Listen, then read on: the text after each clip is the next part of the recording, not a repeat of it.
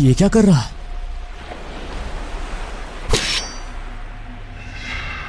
पाताली अघोरी, मैं आ रहा हूं। ये कहकर वो आदमी भी नदी में कूद गया। अपनी आंखों के सामने ये दर्दनाक और अद्भुत मंजर देखकर रोहन सन्न रह गया। ये क्या था? एक आदमी ने दूसरे आदमी की बेरहमी से जान ले ली और फिर वो खुद। तभी रोहन को अपने पीछे किसी की मौजूदगी महसूस हुई। हाँ, उसने पलट कर देखा तो उसके सामने एक तांत्रिक खड़ा हुआ था।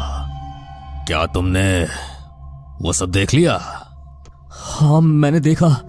क्या था ये सब? क्या उस आदमी ने? उसने कुछ गलत नहीं किया। उस आदमी ने अघोरी से मिलने के लिए बलि दी है और अब वो नदी के अंदर उस अघोरी से मिलने के लिए गया है। क्या? नदी के अंदर भला कौन अघोरी हो सकता है? इस पर तांत्रिक ने रोहन को घूर कर देखा और बोला, पाताली अघोरी। पाताली अघोरी? वो क्या होता है? अघोरियों में सबसे ज्यादा शक्तिशाली अघोरी जो पानी के अंदर पाताल नगरी में रहता है। उस आदमी ने पाताली अघोरी को बलि चढ़ाई और फिर उसके बाद वो नदी में कूदकर पाताली अघोरी के पास पहुंच गया उससे अपनी इच्छा मांगने। तो क्या पाताली अघोरी से जो भी मांगो वो दे देता है? हाँ, लेकिन एक दिन पहले पाताली अघोरी से संपर्क करना होता है। फिर पाताली अघोरी जो भी बलि मांगे उसे चढ़ानी होती है। उसके बाद तुम्हारी इच्छा पूरी होने से कोई नहीं रोक सकता। रोहन उसकी बात बहुत गौर से सुन रहा था। सोच क्या रहा है रोहन? बस एक बलि ही तो देनी है, उसके बाद तू अपने पिता की मौत का बदला ले सकता है। क्या सोच रहे हो? बाबा, क्या आप मेरी पाताली अघोरी से संपर्क करने में मदद करेंगे? ये सुनकर तांत्रिक मुस्कुराया। पूर्णमासी की रात मेरे पास चले आना। पूर्णमासी की रात आने पर रोहन तांत्रिक से मिला। तांत्रिक ने उसे विधि बताई। रोहन नदी किनारे खड़ा हुआ और उसने तांत्रिक का दिया हुआ मंत्र 101 बार पढ़ा। उसके बाद, पाताली अघोरी, मुझे मेरी इच्छा पूरी करवानी है, ये कहकर उसने मन में अपनी इच्छा जाहिर की। तुमको एक 18 वर्ष की कन्या की बलि देनी होगी, उसके बाद तुम मुझसे मिलने आ सकते हो। 18 वर्ष की लड़की? रोहन सोच में डूबा गांव वापस पहुंचा। अगले दिन मोहिनी अपनी सहेली चुटकी के साथ गांव के चौक पर खड़ी किसी का इंतजार कर रही थी। तभी रोहन वहां पहुंचा। रोहन, कल पूरे दिन तुम कहाँ थे? पता है हमें तुम्हारी कितनी फिक्र हो रही थी। मैं ठीक कैसे हो सकता हूँ? मेरे पिताजी मुखिया बनने वाले थे, लेकिन उनकी जान चली गई। मुझे पूरा यकीन है कि उस रमेश ने ही बाबूजी को मरवाया है। रोहन, अब रमेश गांव का मुखिया है, तुम उसके खिलाफ नहीं जा सकते। मैं उसे बर्बाद करके रहूंगा, तुम देखना मैं क्या करता हूँ। इस पर मोहिनी नाराज हो गई। तुम कभी भी हमारी बात नहीं मानते। चुटकी, चलो, हमें और यहाँ नहीं रुकना।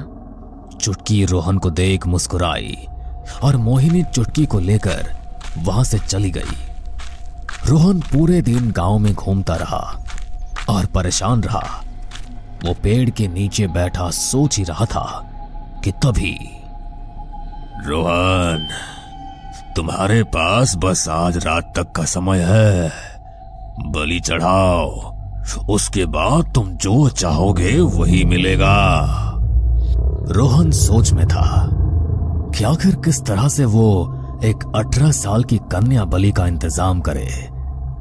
तभी उसने देखा कि चुटकी अपने सर पर गागर रखे हुए पनघट से लौट रही है। चुटकी ने उसको बैठे हुए देखा तो गागर को सर से उतार कर नीचे रखा। क्यों रोहन, तुम्हारी प्रेमिका मोहिनी कहाँ है? तुमको अकेले क्यों बैठना पड़ रहा है? मोहिनी तो अपने घर ही होगी, तुम कहना क्या चाहती हो? मेरे कहने से तुम मानने तो नहीं वाले, लेकिन वो मोहिनी तुम्हारे प्यार के लायक नहीं है। मैंने तो उसे कई लड़कों से मिलते हुए देखा है। क्या मेरी मोहिनी को? हाँ, और इसी वजह से मैं तुमको बता नहीं रही थी, कहीं तुम ये ना समझो कि मैं झूठ बोल रही हूँ।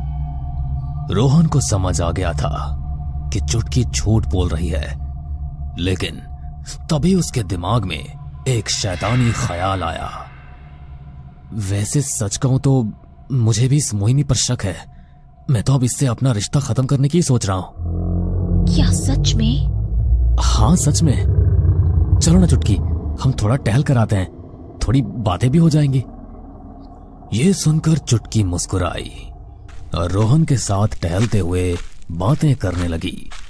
बातों ही बातों में रोहन उसे नदी की तरफ ले गया। कितना खूबसूरत नजारा है ना रोहन? हाँ बहुत खूबसूरत है। ये कहकर रोहन ने अपने पीछे छिपाया हुआ चाकू निकाला और खचाक से चुटकी की गर्दन उड़ा दी। उसके खून के छींटे रोहन के चेहरे पर भी आए। रोहन के हाथों खून हो गया था, उसकी सांसें बुरी तरह फूल रही थी। तभी उसे आवाज सुनाई दी। बहुत अच्छे रोहन, मैं तुमसे बहुत खुश हूं।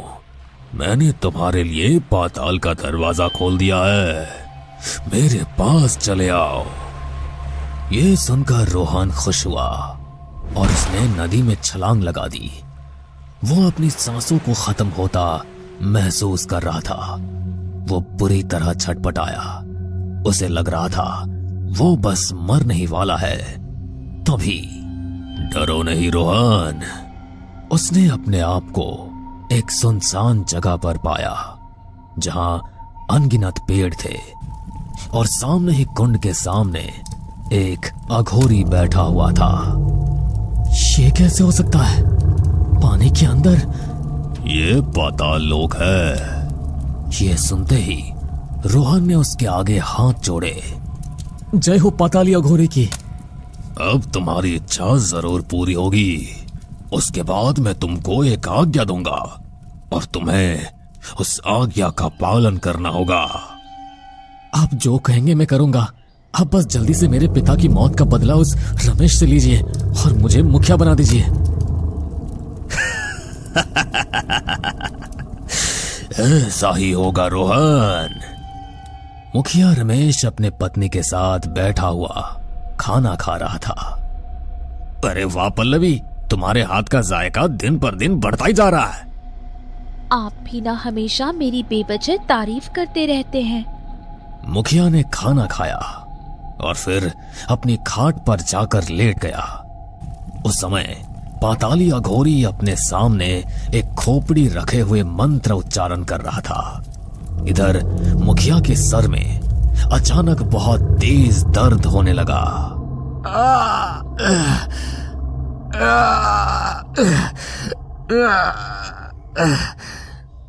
अरे क्या हुआ इनको? मुखिया की बीवी और एक नौकर उठकर मुखिया के पास पहुंचे। वो अपना सर पकड़कर मचल रहा था। क्या हुआ आपको? कुछ बताइए भी। मुझे बहुत दर्द हो रहा है। तभी मुखिया ने मुंह खोला और उसे खून की उल्टी हुई।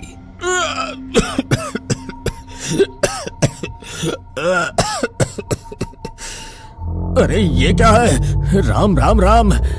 तभी पाताली अघोरी ने अपने सामने रखी हुई खोपड़ी को दोनों हाथों से फोड़ डाला। उसी समय मुखिया का सर भी किसी तरबूज की तरह फटकर 2 टुकड़ों में बट गया। गांव में गम का माहौल छा गया। मुखिया के समर्थक वहां पहुंचे और मुखिया को अगली शाम होने से पहले उसका अंतिम संस्कार कर दिया गया। मुखिया जी के मर जाने के बाद उनका अगर कोई बेटा होता तो उसे मुखिया बना दिया जाता, लेकिन मुखिया जी का कोई बेटा ही नहीं है। ऐसे में हम पुराने मुखिया को ही वापस इस पद पर रख सकते थे, लेकिन उनकी भी तो मृत्यु हो गई है। तो हम पुराने मुखिया के बेटे रोहन को मुखिया बना सकते हैं। यही फैसला ठीक होगा। ये सुनकर रोहन बहुत खुश हुआ और गांव के लोगों ने उसे मुखिया बना दिया। फिर उसने मोहिनी से शादी कर ली और अब सुखमय जीवन व्यतीत करने लगा।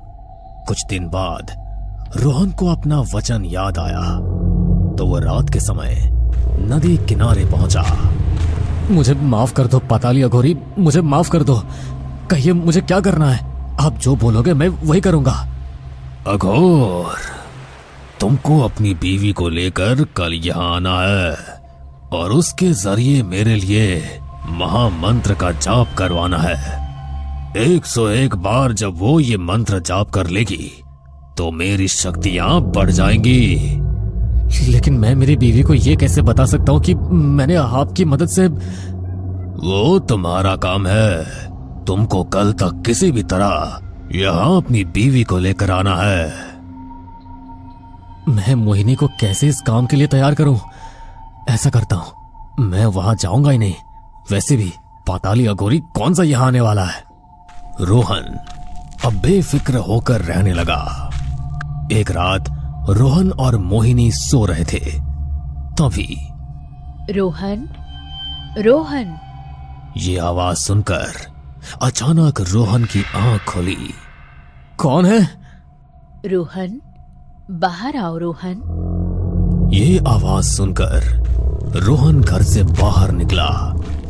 उसने देखा कुछ ही दूरी पर पेड़ के नीचे कोई खड़ा है।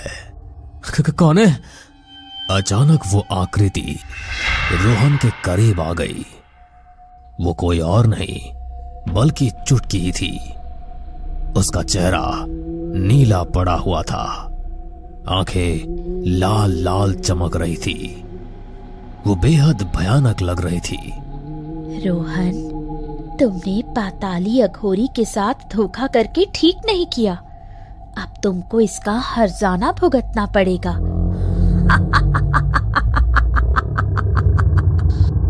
चुटकी ने रोहन का गला पकड़ उसे जमीन से ऊपर उठा दिया। रोहन की आंखें धीरे धीरे बंद हो गई और वो बेहोश हो गया।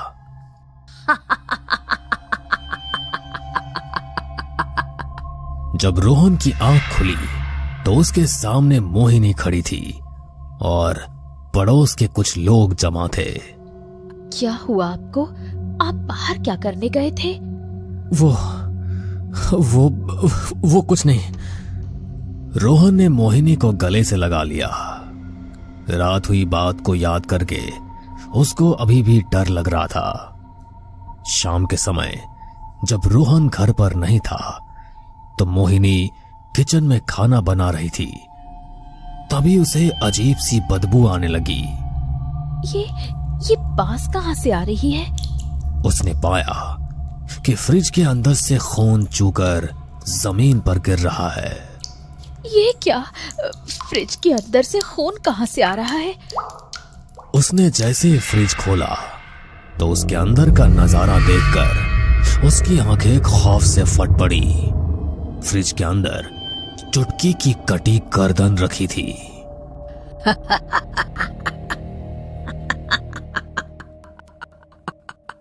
तुमको नहीं छोड़ेगा मोहिनी, नहीं छोड़ेगा।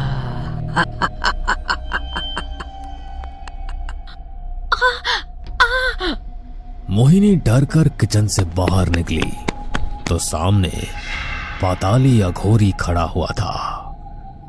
अघोर! उसे देखकर मोहिनी के डर का ठिकाना नहीं रहा और वो उसी समय भागती हुई घर से बाहर निकली। वो कुछ कदम भागी ही थी कि रोहन सामने से आता हुआ नजर आया। अरे मोहिनी, क्या हुआ तुमको? तुम इतनी डरी हुई क्यों लग रही हो? वो बहुत भयानक था, बहुत भयानक था वो। रोहन समझ गया कि पाताली अघोरी ने ही मोहिनी पर हमला किया है। अब रोहन ने देरी नहीं की और मोहिनी को साथ लिए तांत्रिक के पास पहुंचा। तुमने पाताली अघोरी की आज्ञा का पालन नहीं किया? मुझे नहीं पता था कि वो ऐसा कुछ करेगा। आप कैसे भी करके मेरी बीवी को बचा लीजिए। पाताली अघोरी कोई आम अघोरी नहीं है। उससे जान बचाना मेरे हिसाब से तो नामुमकिन है, लेकिन फिर भी मैं मेरे गुरु से मिलकर बात करूंगा। उसी समय तेज ठंडी हवाएं चलने लगी और पाताली अघोरी का स्वर फिजा में गूंजा। अघोर! पाताली अघोरी सामने खड़ा हुआ नजर आया। मेरी बात सुनिए पाताली महाराज। पाताली अघोरी ने आंखें बंद करके एक मंत्र पढ़ा और सामने फूंका। फू! तभी तांत्रिक अपने आप पाताली अघोरी की तरफ खींचने लगा।